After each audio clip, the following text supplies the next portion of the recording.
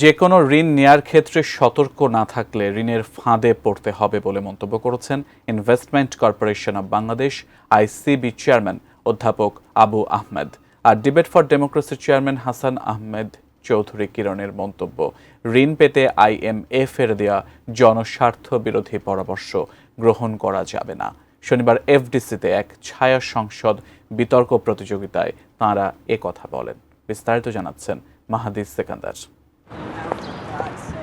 জুনের মধ্যে IMF-এর ঋণের কিস্তি ছাড়াও বিশ্বব্যাংক, ADB ও জাইকার মতো দাতা গোষ্ঠীর কাছ থেকে মোট $3.5 বিলিয়ন ঋণ পাবে বাংলাদেশ। তবে IMF-এর ঋণ পেতে সরকারকে প্রতিপালন করতে হয়েছে নানা শর্ত।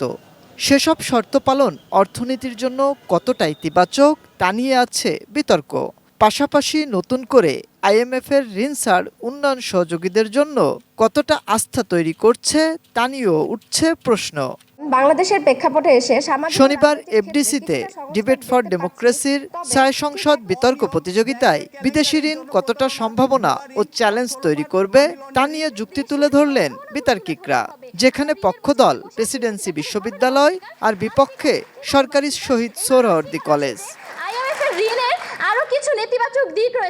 বিতর্ক অনুষ্ঠানে ডিবেট ফর ডেমোক্রেসির চেয়ারম্যান হাসান আহমেদ চৌধুরী কিরণ বলেন, বিগত সময়ে দেশে চৌর্যবৃত্তির অর্থনীতি দাঁড় করানো হয়েছিল। কাঠ ও PVC ম্যাটেরিয়ালের সংমিশ্রণে তৈরি আধুনিক RFL উডিডো কাঠের চেয়েও কঠোর। বলেন, দাতা সংস্থা থেকে ঋণ নিয়ে হয়েছিল লুটপাটও।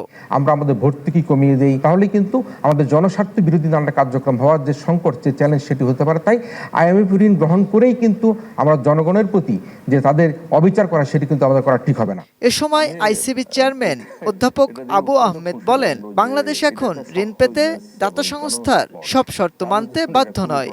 জানান, NBR দুভাগে ভাগ করার সিদ্ধান্তে বাড়বে কর GDP হার, ব্যাংক ঋণের সুদহার কমলে বাড়বে বিনিয়োগও। ফরেন লোনটা বেশি হয়ে যায়, তখন একটা লোন করে আরেকটা লোনকে শোধ করতে হয়, যেটা পাকিস্তানের ক্ষেত্রে হচ্ছে। ওই ফাঁদে যেন বাংলাদেশ ইকোনমি না পড়ে, এটা আমরা সবাইকে আমাদেরকে লক্ষ্য রাখতে হবে যে আমরা যেন একটা ডেট ট্র্যাপের মধ্যে যেন না পড়ি যায়। সবশেষ ফলাফল, এদিন বিজয়ী সরকারি শহীদ সোহরাওয়ার্দী কলেজ। গৃহীত হয়নি। মাহাদি সেকেন্দার, ATN নিউজ, ঢাকা।